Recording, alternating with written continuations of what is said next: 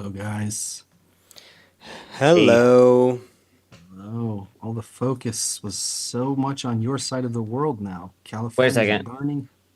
What, you can't hear me? Maybe turn it up a bit. Hello, hello, hello. That sounds Okay. different than what you were talking about Yeah, earlier. yeah, But yeah, you yeah. sound, I can't. Oh, yeah, hold on a sec. Did Yeah, we lose it? sorry. I don't know. I didn't pick up I on that also feel earlier. like I want to hear you louder. You're a I do bit. hear you though. A There moment. we go. That's better, Mm-hmm. right? Yeah, that's Okay, Mm-hmm. yeah, better. something button got Welcome pushed. back. All right. Hey everybody. I was saying that all the focus of the world has been over there in the Middle East for so long. It's like the eye of whatever is on Hmm. America a little bit Well, now. change focus. That's really California's intense on over there. fire. I mean, so much to You have talk family about. over there, yeah, in California. Yeah, my sister is evacuated, and her Wow. Uh, little babies and what family. does it Yeah, mean that they're evacuated? Evacuated where? Like, is there a place that the she government headed puts them in, south. or, No, I don't know. She or? she headed. It's I think it's tens of thousands of people, but she headed south like 40 minutes to a friend's house because Uh-huh. even though her house didn't burn down, I think the air quality is, I guess, with all of Mm, like everybody's plastic houses, plastic burning and everything Mm. burning, and I mean everything is burned, so just that Symbolic is, much, isn't it? I mean, yeah.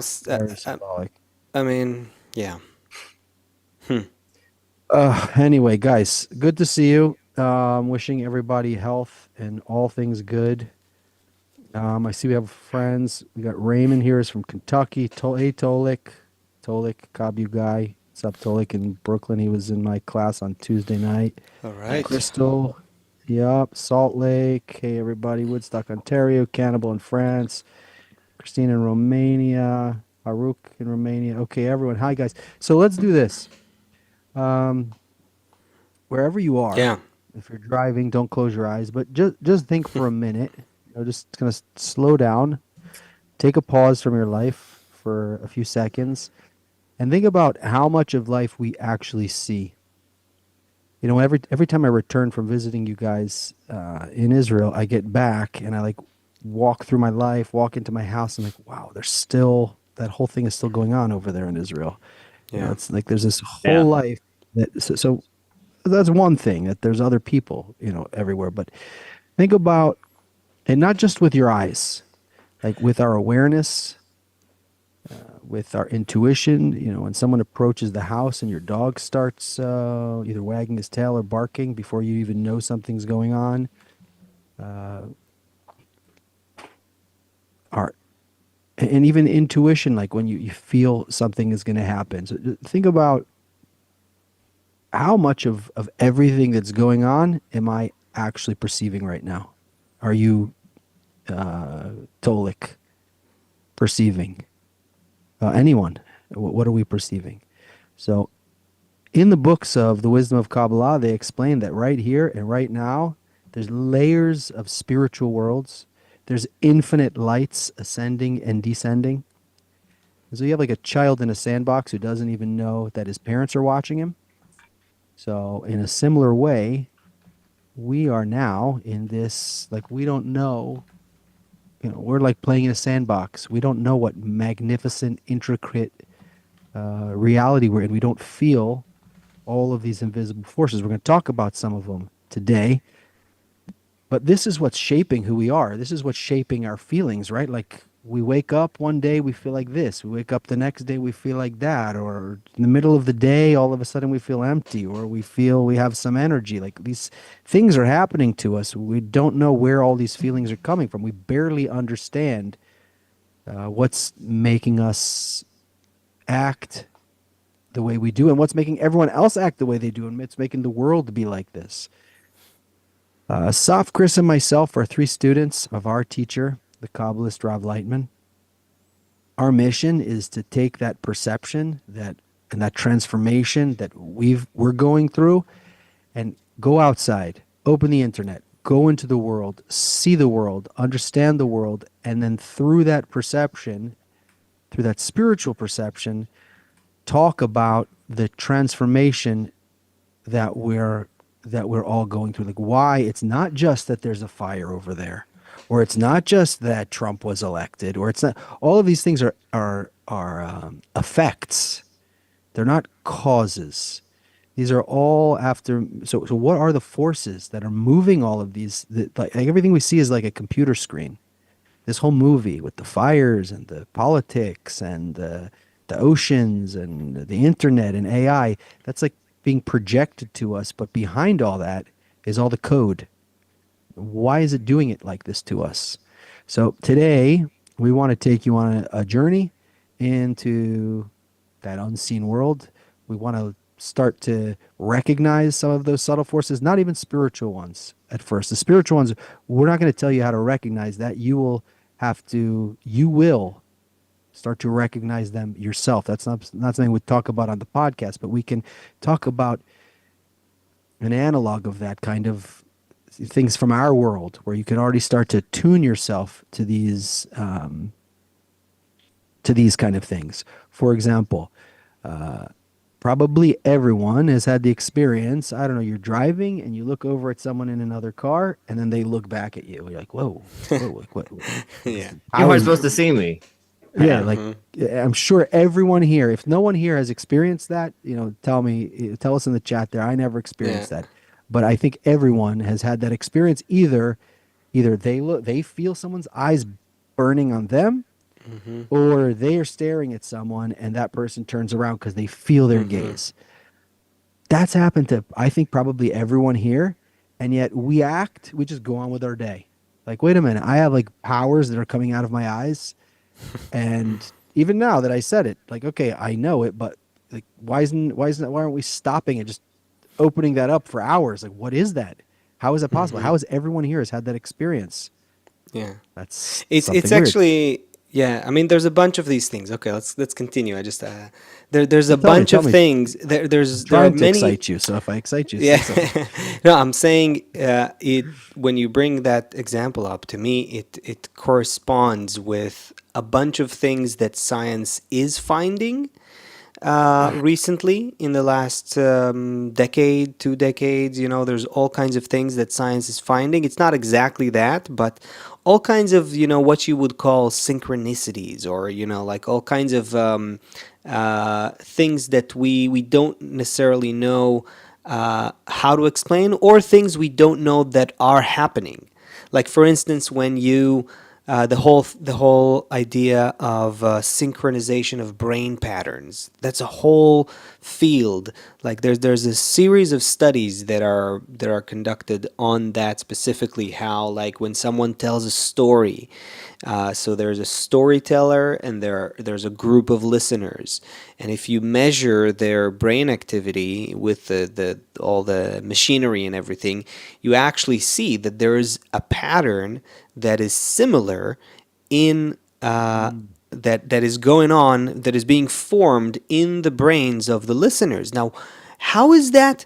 What is it? Is it like the words? If you think about what that means, it really it blows your mind when you think about what is actually happening between us interpersonally, that some of it we understand, some of it we don't. Now, emotionally, you could say, yeah, sure, I'm listening to a person telling a story, I'm in the story, but your brain shows that too. So something is happening beyond our understanding, and that I That's think really is cool. what's really fascinating. Yeah, You something know is what? That, happening. that reminded me. What's that cool statistic where there's like every second you're exposed, like your eyes see 11 million bits of information. There's some kind of It's like statistic like the this. brain. There's an amount of bits of data, let's say, that your X amount. I brain. think it's like 11, 10 million or Yeah, something, yeah. right? And you That you only like see. interpret And you can only interpret actively, like a like very, 50 or very small 40. percentage. Yeah. Yeah. And so that's first of all, that just tells you there's a lot going on, and we're only like started up, and we're Oh, only like here touching. here's one. Here's one again from science, that there's science about how when we feel positive, happy, elated, joyful, even if we just ate something sweet, they actually test these things, right? Even if you just eat something sweet and then you're being tested, they put these micro cameras on, to identify eye movement, and it turns out that when you're positive, you see more. Like you literally see more in your peripheral, like vision. Your vision expands. Your Literally. vision it broadens. It broadens. You see more, and it's very intuitive in a sense. You know what I mean? Like when you're positive, when you're happy, you're kind of open to reality. When Right. you're depressed, you're like narrowing down everything, including even your vision. It's a very interesting thing that some of these things are kind of intuitive, and as I said, like science is working on some of these things to corroborate them empirically, but it makes you think, how much is going on in every one of us and between us, connect all kinds of streams of data that are going into us, affecting us, and all kinds of connections between us, interactions that are beneath the threshold of our awareness.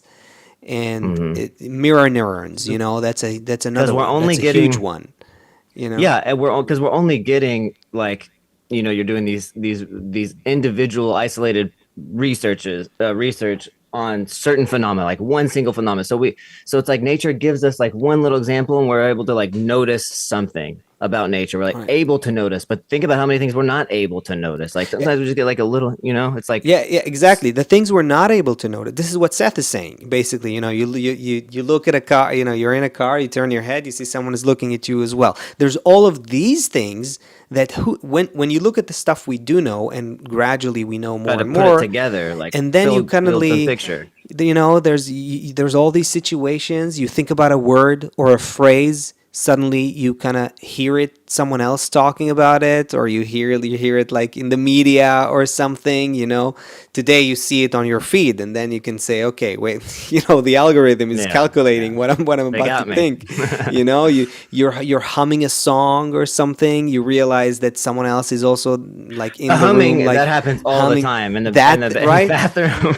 So I Yeah. mean, all of these Yeah. things, we can just, as rational people, we don't pay much attention to that. But are they? Is it all just random stuff? We know it's not random. It's just we don't see how the connections. We don't exactly know how it works.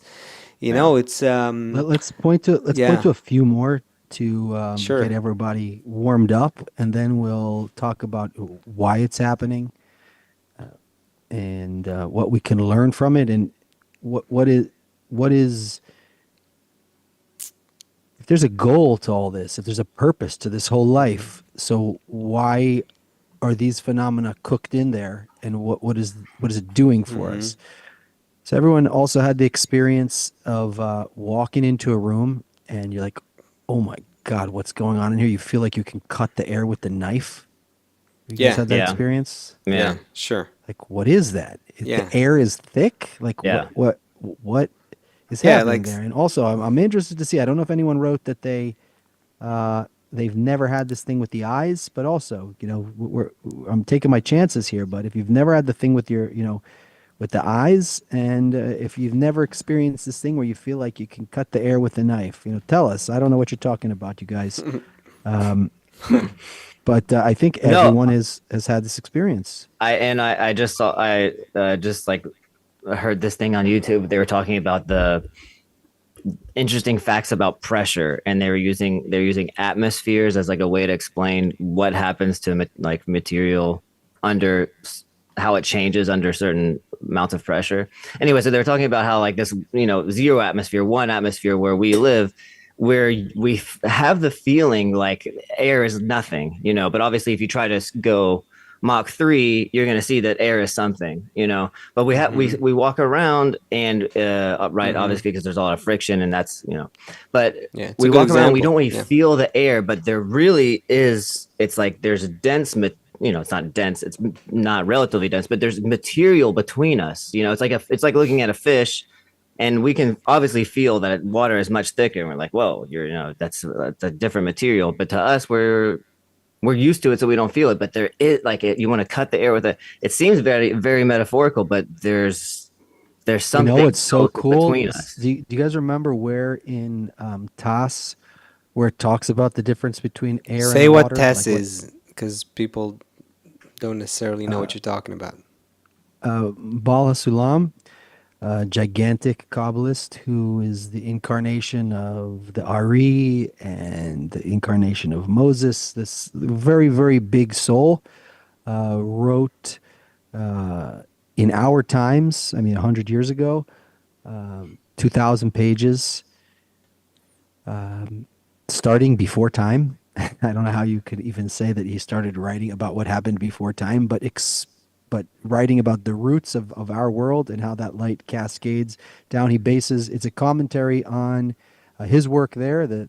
Tas is the study of the 10 Sfirot, Talmud Eser Sfirot. It's a commentary on the Ari's tree of life. In this book, he goes through, which is also very, very interesting because you have 2,000 pages of intricate details, and he's only Yeah. giving us like a thousandth of a thousandth of a thousandth of a thousandth. He could talk about anything. He decided to talk about this one little Okay, corner of if you're reality. giving it that much light, I have to say something. Isn't it so baffling? Like I can't, I don't know the word. There's 2,000 pages that exist in the world right now that even if you don't understand a word of what they say, and most people don't understand a word of what they say, and even people who study them for years understand very little of what they say, just like ourselves. But because this is like it's really really lofty and unbelievable. But when you encounter that text, even if you don't understand anything, even without any prior knowledge, can you not recognize that there is something here that is like Out of this clearly world. talking about another like a whole other level of reality, like with so much detail and so much precision. Also, it's not like this poetic style kind of like emotional. No, you see systems and systems and systems and details and explanations, and an explanation also in the first few pieces about how it relates to the reality of time and space and motion. How is it possible that this treasure exists in the world right now? Every week there's a free, it's free on our websites for 30 years already. How is it possible and no one's talking about it? Don't you ever have that We kind could of also talk about why feel like that phenomenon is. like even people who are like researchers and are looking for, I'm not talking mainstream media and like the public being engaged in it, but I'm saying like, I don't know, characters like into lofty Sam intellectuals of Harris. today, yeah, Yeah. whatever, like Jordan Somebody. Peterson, like Yeah. throw there whoever you want. Do you even know this thing exists? I mean, just to encounter that and to understand, to see this thing and look at it and say, what is this? You know, Yeah. just that is You know, like, it's amazing that it's hidden. That it's like, Hmm. if you if you came to me and wanted to tell me about some great baseball card, I have no patience. I don't really care, and it's really about the quality of the person, yeah, and that's, I think, gets exactly to Good the point. point of what's going on here. That even though this work, but we're going to get back to what we were saying about the water and the air. That even though this book is 2,000 pages long and it's so many intricate details about what's happening in the world of Atzilut, and then you open it up and get inside, and then what's going, and the soul of humanity that everyone shares, that one single soul, and is it like this now, and why we feel separated and everything. But after all those pages, actually, he tells you in the introduction to the whole book that the point is not to learn it intellectually. yeah, The point unbelievable. the point is to have an emotional transformation Hmm. from all of these pages. And that's fascinating in itself, but it relates No words. it, There's just no words to it try to actually describe what we're facing, what we're encountering when we're in front of that text. It's just whatever we say, we will do a disservice to it. Like it's not. It's incredible, and it's, even though it's right here in the world, like, it's still hidden from most people. Unbelievable. Yeah. Yeah. Okay, that's really not where you wanted to go, so right? we have all these examples, and the science will start to explain. For example, here's another one. It's real. Everyone has had this experience of like smelling fear. Like everyone's heard this experience, like it could smell the fear.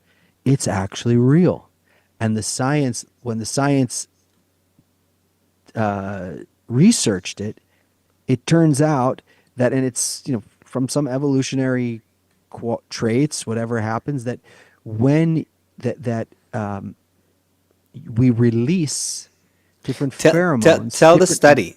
Explain the study. I don't remember it. I remember that they had different people go through different things, and then they took their sweaty T-shirts and had someone else smell the sweat. Do you remember the Right. Yeah. experiment? So I don't remember. one group was okay. One group was skydiving, and so you had people just about to jump off the plane, scared, like really scared, sweating from being scared, and they sample their sweat. And then you have another group of people. They just took their T-shirts. Whatever, yeah. And then you have another group of people who are just like jogging or something, like on a machine or something like that, and they're sweating just from sports, right? And they take their T-shirts. Then you give both T-shirts to smell to another separate group of people, and you tell them, smell this and smell that. And that control group, sorry, it's not a control group. Anyway, the group that's smelling, they're being tested. Their brain is being scanned as they're smelling, and it turns out that the brain centers that are correlated with fear and anxiety, they turn on when they smell the shirts from the people who were about to skydive, and So that's their fear I pick up on. So essentially, yes, there is something in the sweat of those who are sweating because they're afraid that our body knows to distinguish. It's a very interesting thing, So it just, and this is new science. That's what I'm saying. There's material between us. Exactly. We don't realize how connected we are. We have no idea what we really are. We live from an individual perception. We live through a lens that says, I am here in the world. This is me and this is the others. This is me and this is the rest of the people, rest of humanity, nature, reality. There's me and there's everything else. But we're actually, all of us is everything, is one thing. And and there's like unbounded connections everywhere through all levels, whatever, like atomically, chemically, biologically, psychologically, neurologically. And science is gradually, kind of like piecing together the picture. But we just don't feel it intuitively, which is what's interesting. This is the point that I'm trying to make a parallel here, that by pointing these things out, so we pointed out the eyes, which, by the way, in the study of the 10 Sefirot, he also talks about this force out of the eyes, but that's from a spiritual perspective.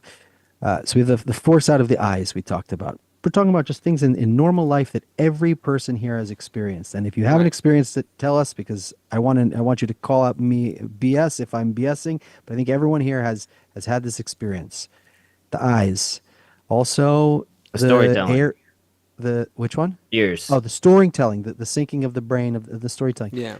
Then there's the cutting the air. The air feels so thick I could cut it with a knife. Yeah, I like walk you into go into a and it's so room, you tense. feel like there's like, okay, there were like, even before anyone says a word, something's you going can on, yeah. notice that there's like an energy that generally at least is either jolly or the other way around. You can kind of sense it. Yeah. And then and smelling fear. Okay, these are 4 examples.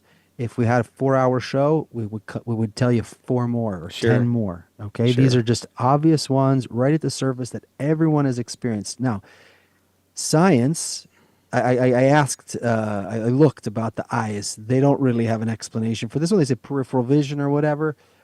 But the sweat for sure, it's clear Yeah. that they did this experiment. So what happens is by science starting to explore these things and see Hmm. why they happen, then we say, oh, there is this thing that's happening. Another But picture just emerges, maybe, yeah, from yeah, that but data. just like in the study of the 10 Sefirot, the purpose isn't to just study it and say, oh, Yeah. the purpose is really that emotionally you begin to live To in a new experience world. it. Yeah. Yeah, the purpose is I can now go through where everyone has also had like a gut feeling, or you think about your mom and your mom calls, right? Yeah. Okay, so here's like Or, two or, more or you feel examples. like you intuitively feel like you need to avoid something. You know what I mean? Yeah. Yeah, Yeah. yeah. These things. So It's so these things are all so through science we can study them to know they're real and intellectually like make a click, but the whole purpose is for us to emotionally realize, what world am I living in? What is really going on here? What am I really perceiving? The world. I get up in the morning, I go to work, I eat lunch, I come home, I try and do 10 push-ups, and I go to sleep. Like, is that, I pay my mortgage. But that's Is so this, different than you're talking about seeing these things that are trying to show me a picture. I can see a picture, but I don't feel. It's way different if that I don't feel it. I don't feel that other image that's being projected, like little hints of a of an actual of a deeper reality of something that I can't grasp. I get little pieces of it, but I can see maybe put together an image for 1 second, but there's no Mhm. emotion. There's no like emotional react. There's not like a Hmm. there isn't a reaction, but there's no I can't grasp it. so this is our invitation, listeners, to our friends who are with us. We don't want to just talk about these invisible forces. We want to tune into them. We want to get a Mhm. glimpse of this rich, vibrant, wondrous reality that even though with my eyes, right, my eyes still see four green walls around me, but there's also this thing of I can smell fear. There's also this thing that I can feel someone's eyes. There's also I can feel the air. I can sense things in the room. There's also thousands and thousands, not only in the material world, but then even more subtle things of like, why am I even here? What is projecting this whole reality in front of me? What is this big world that we exist in? How can it be that there's hundreds of billions of planets and these are the only living creatures that we know about? Okay, let's suppose there are, but I haven't seen any. No one else can prove there's any. I know, Chris, there's aliens and everything, but I'm saying in general, we don't have Wait, any one prac. more, science thing that connects to, I mean, that big picture you painted, right? Like there's these little specks, and then you have all these planets and galaxies. It all seems so far away, right? When you think about the magnitude, the vastness, the size of the universe, it's like we seem so like irrelevant, like these little tiny specks, and it all seems like just far, far away. Who the hell knows what even happens, in the part? And then on the other hand, science 2 years ago experimentally proves that quantum entanglement is real, which means that particles, even if they're one is here and one is on a galaxy billions of light years away, they instantly affect each other. So how is that? So what is this reality we are in? We don't know. We don't truly grasp the reality. We see a certain projection in our five senses. We call it reality, and we think about it like a vast world that we're in, and yet even now our science gradually is showing us that it's all connected, and in a sense all of this vastness of space has no meaning on a deeper level. It's all connected still. So it's These we're getting bodies, they're to. so heavy. They're so limiting. You know, they're Yeah. it's like being stuffed in this body is like having someone just like throw a sheet over you, like a thick blanket, Mhm. and just poking a couple of holes, through Yeah. for you to like see, barely smell, barely see. To us, it's like, whoa, yeah, the world. You see beautiful things, and that's why it's confusing because it seems like still there's something to look at, But then the more you put these little data points together that show you another picture, then you can maybe start feeling how small and how limited we really perceive reality currently. So the Kabbalists are telling us that the reality, when we take that sheet off, it is not dull. It's not empty. People are here because we end up saying, "What is the meaning of my life?" Otherwise, nobody would be here. We would be satisfied sitting on a couch somewhere or do rollerblading around town. I don't know what we would be doing. But there is this wondrous world that is waiting for us to notice it, to awaken to it, to connect inside of it. And while I'm talking about how wondrous and magnificent everything is, reminded of something that we read this morning, or I read here. You guys were maybe sleeping at the time, but we read here with some friends, which says kind of the opposite, but kind of the same thing. It's also from Bala Sulam, who wrote the that study of the 10 Sfirot. This is in the writings of the last generation. All right. He says there's nothing more natural than coming into contact with one's maker, meaning with this system. Great. Yeah, I love that one. For the maker made nature. In fact, every creature has contact with the maker. As it says, the whole earth is full of his glory, except we don't know it or feel it. Actually, here's the zinger. Actually, one who is awarded contact with him attains only the awareness that he's contacted with him. It's as though he had a treasure in his pocket, but he didn't know about it. Along comes another and lets him know that he has this like, you have like a This $1 is so billion good. gem in your pocket. How you did don't we know not about think it. of this quote when we thought about this topic for the I don't show? know, It's but like it's perfect. the first thing from the It's lesson perfect. tonight. So here we Exactly. go. Yeah. He says, a coincidence? So he says, it's as though one has a treasure in his pocket and he doesn't know it. Along comes another and lets him know what's in his pocket. And now he's really become rich. But actually, there's nothing new here. There's no cause for excitement. In fact, nothing has been added in actual reality. Right. Right. Nothing has to actually change. It's just we have to understand who we are, what system we're in, and what is actually going on. I Right. guess So it is exciting and wonderful if we are this very, very small creature in front of all this. But if we realize who we really are, that we have an eternal soul inside of us, and that actually all of reality is me, like Yeah. that this is all part of this one structure, and that I can come into contact with that structure. The Kabbalists are saying, Bala Salam is saying, or all of them are saying, this is the situation that we're Yeah. actually in. I think this is also this is kind of the thing that I'm looking for a way to say it. I mean, when you start studying Kabbalah, I think it kind of happens to people in different ways. We're all different and on different levels, but it kind of happens to people where you get a glimpse, you get a moment, you get even while we're still like very juvenile in our spiritual development, maybe even especially then, but you get these some glimpses or moments of adhesion, of some recognition that there is one force coursing through everything, connecting, tying everything, and working through you and connecting you with everything else, and you just get that for a minute, for a second, and then you realize like that there's this, the whole your whole life is a relationship with that force, is uncovering. Your life is about uncovering your relationship with this force. Why wouldn't it be? Why would it be anything besides that? Exactly. At that point, at least. At that point, yeah, at that point, and then, I mean, then this is kind of where your whole life either kind of starts being imbued with that, or you either feel it or you don't, kind of thing.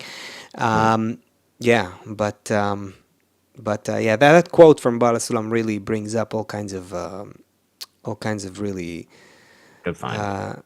really, yeah, good catch, yeah, because the nothing really needs to change. I mean, this whole world, look at, I mean, we're here talking about this magnificent harmony and connection that exists everywhere, you know. If you look at this world and you kind of go back down to earth, this world is full of crises and fires, right? And fires in all kinds of ways, not just ecological fires, fires between people, countries, militaries, and like horrible things happening every day, everywhere, right?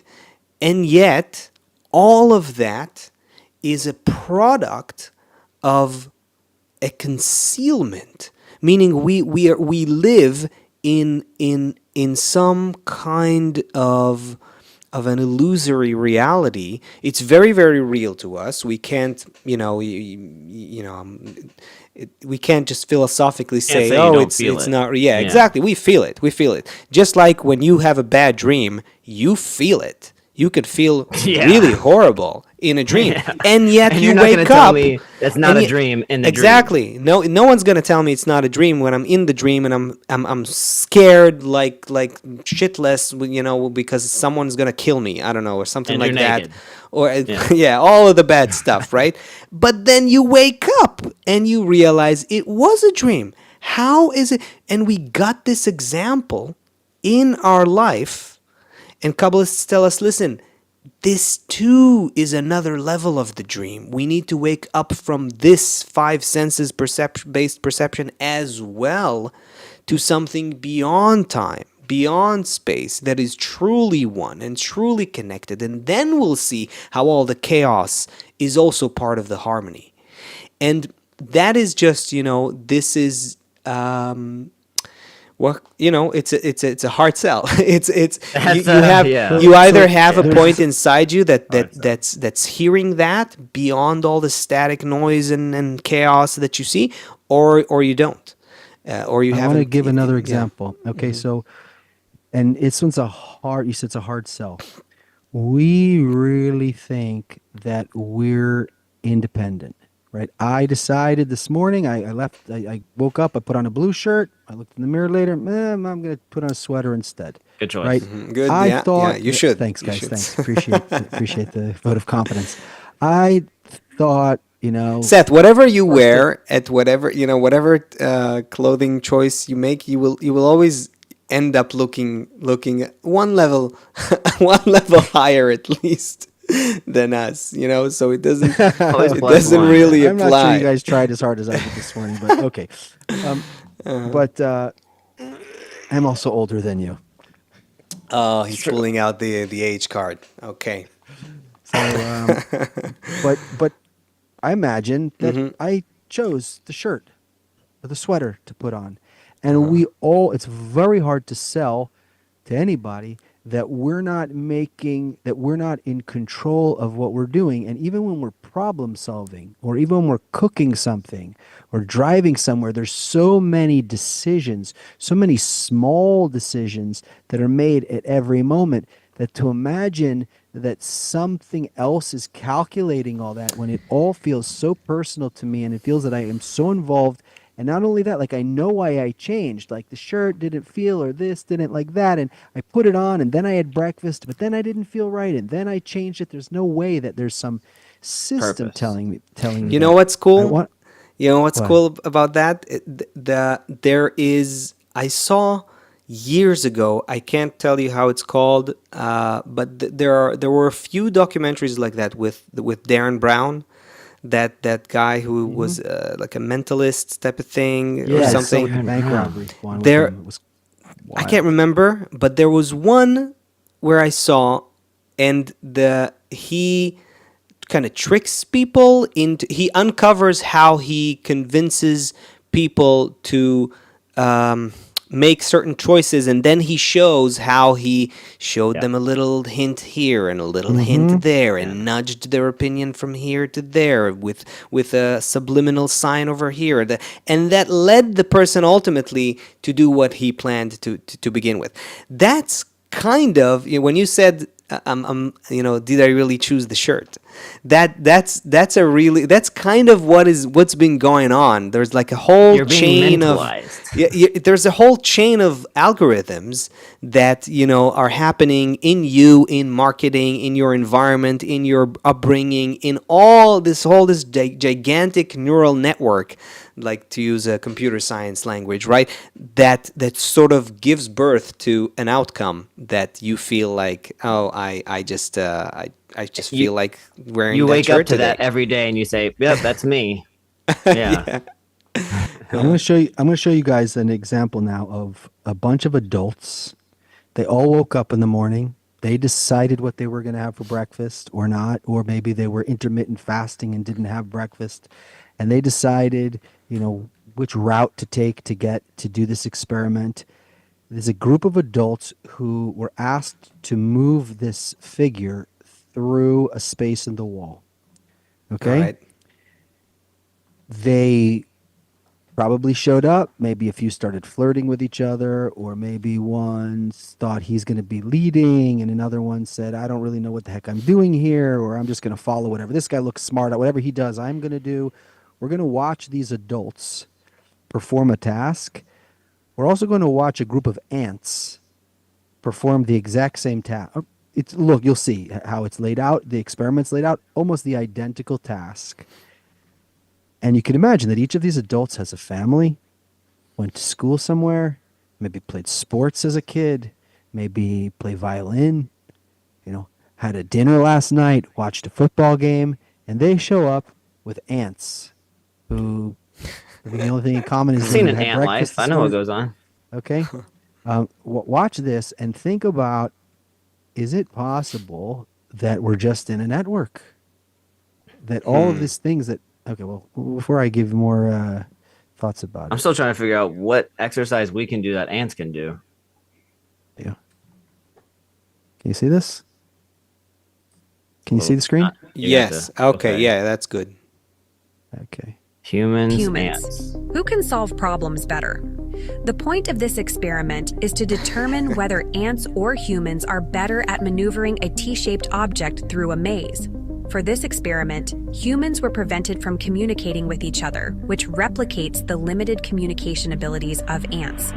You can see that the ants did an excellent job at solving the problem. In fact, the experiment showed that ants are better than humans at solving this problem when working as a group. Ants' Damn. moves were done We lost strategically. again. Human groups, on the other They're hand, good. didn't show the same level of coordination and cooperation as ants did. Humans were going after short-term solutions that seemed efficient, but Right. were less effective overall. This is likely because each human in the group wanted to move the object in their own way. Ants, on the other hand, acted as a single unified entity with one shared goal. Ants Nice. So what did they make that thing Yeah. out of? Like a Cheeto? Okay. How did they get them to move that? I don't know. But I mean, that's the most, man. When you study Kabbalah and you see that everything just fits in so beautifully. But to explain that, there's like several levels of complexity, to kind of like to explain the full picture. But it's of course this is what we see. Of course this is what we see. Of course the ants, the fish, the birds, the particles inside a material, that hold the material together with their bonds. The chemistry of the world, the atomic nature of the world, like the quantum physics level of the world, whatever you want. Of course it works in a magnificent way, and we're as humans, it's like Why is we it are magnificent? different. Why do we say it's magnificent? Well, it's Why is you it know what? Let's magnificent, not though? call it magnificent. Let's call it um, um, harmonious. Let's call it like that. Let's call it. So, but well, Uh, so yeah. when you see the ant thing, what are we looking at there? What are we So, actually saying there? You're seeing. I would say emergence. That's what you're seing. Every ant each ant is an individual ant, and ants as individuals, they're pretty stupid. If you take an individual ant, it's very, very, very limited in everything, in what it can understand, in what it can do, and so on. But somehow, So it's not thinking itself. It's not thinking. I have an idea of how to get through. how do these 100,000 He's not reading the fish 2,000 pages. He's just exactly. If he enters the network, he just feels it. And you have the bees that move like together in a wave, and the starlings, right, that are shape shifting in midair. 100,000 little birds. How is it even possible that they're not bumping into each other? How is that possible? How It's does like that make one sense? mind, Fireflies like, lands on them. How can a million fireflies or something like that blink all at either the same time or in some exotic pattern that clearly is a wave? How? They're not there. How? What? They don't have the sophisticated communication language, that we have, or they do, but it's on a different level. It's not on the individual. So basically, there is some collective mind that is working in the lower levels of nature. Right? What is this? That's the bees. wavy- Look at the this. wavy bee. Look at this. And again, scientists are looking at these things, and it turns out that when they do that, it scares other insects or other from touching the So you could hive. say yes. Look at this. There Look are at- individuals, and But they're not- yes, there's a collective. There each of these individual bees or ants or fish or birds, they're connected to a collective mind that operates them. They're not communicating with each other and agreeing with each other what they need to do like we try. That's essentially what politics is, right? It's our attempt to manage human society or any kind of human collaboration. We try to use this external language to speak. And think about all the 50 So trillion analog. exactly. It's so primitive. Think about the 50 trillion cells in your body. How are they coordinating and synchronizing everything that's going on in your body right now in every moment of your life? Look at the starlings. Unbelievable. Unbelievable. How is that? Yeah. And then, by the way, here's another thing that I heard recently. It turns out that birds chirping, that the sound of the birds chirping helps trees grow.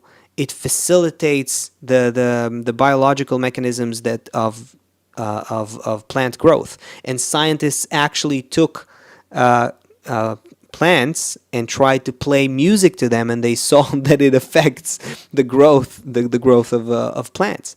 So there's what are you stuck on, Chris? No, I was just. You look I was really just. I'm stuck. zoned, man, I was looking at those starlings, and it Yeah, was the star. It's incredible. It's incredible. how And is this that- thing is it's like happening. you just see math. Yeah, go ahead. But you're seeing math. Exactly.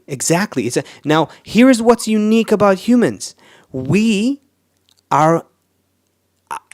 cannot feel the collective mind between us. That's what I meant by magnificent and so on. And that's what's so because cool. it's like it's shining. Like you said, there's another level. Yeah, we're seeing the individual bees, and there's also another level and on that level they're one. And Yeah. that's like it's like we can recognize that there's two different things, and we're like, whoa, we're drawn to understanding, but we can't see it on ourselves. Yeah. this But is- that's actually what makes us so evolved. This is such a weird thing.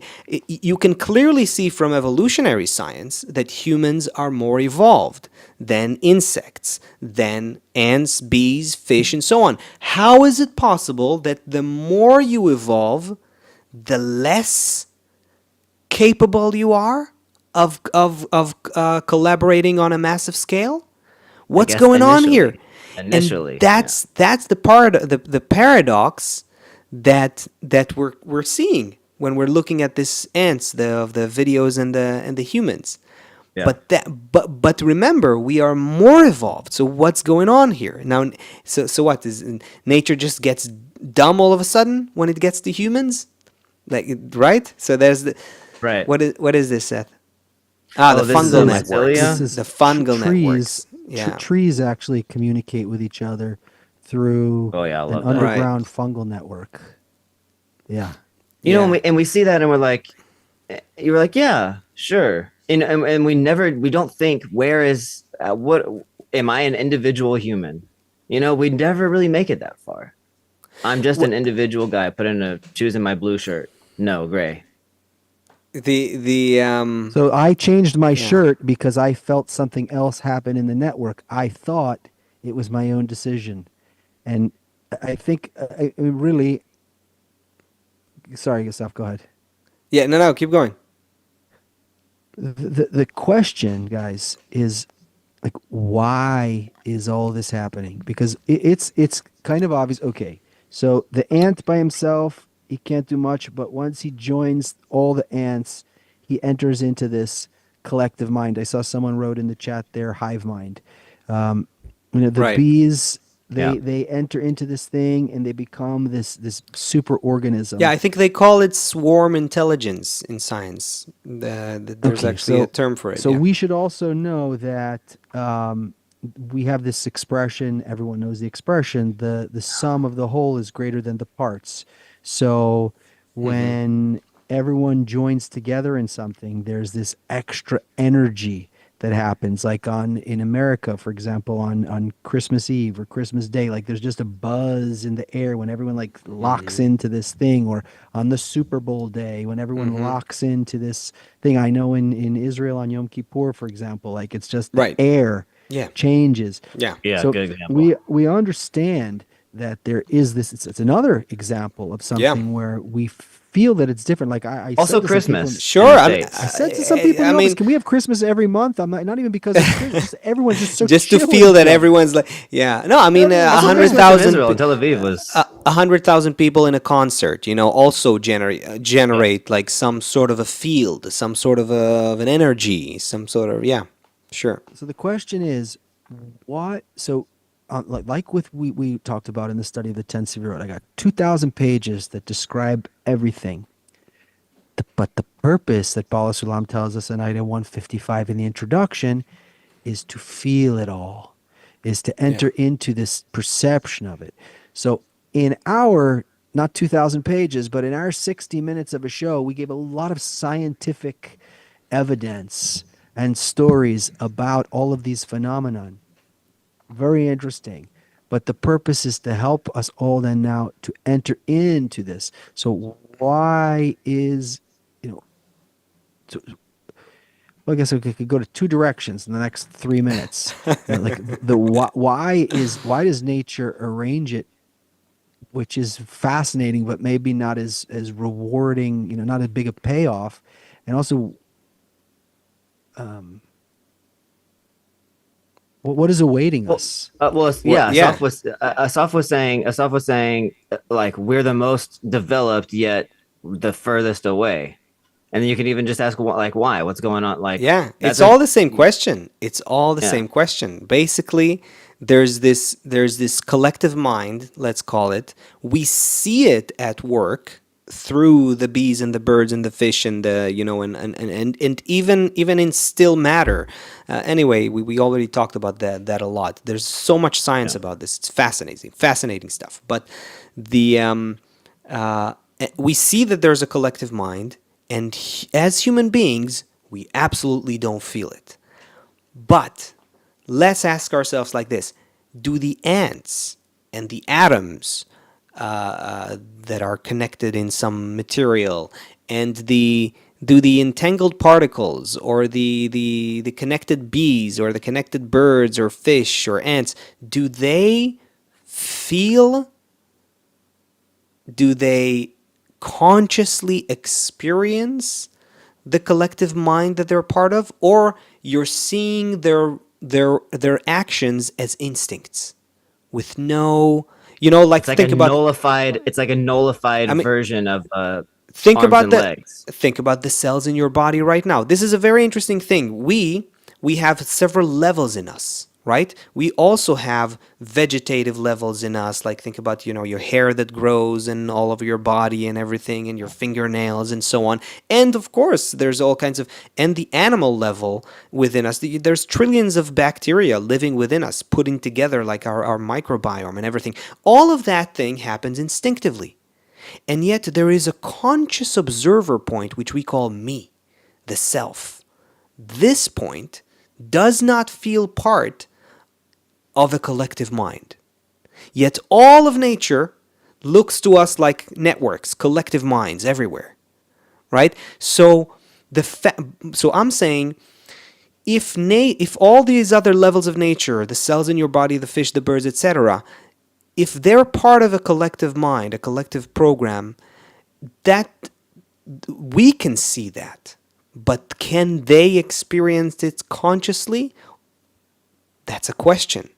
Now, we as human beings, if we are actually more developed, more evolved, and we can feel that we are outside of the collective mind, we feel ourselves living in an individual mind, does that imply that the consciousness that evolved within us can take us to a conscious experience of that collective mind, so that we can get to a point where we feel connected to a single whole, to some organizing one collective force that harmoniously synchronizes all of us, but instead of being like unconscious of it, instinctive about it, like fish, birds, or ants, we can actually be conscious while being part of it.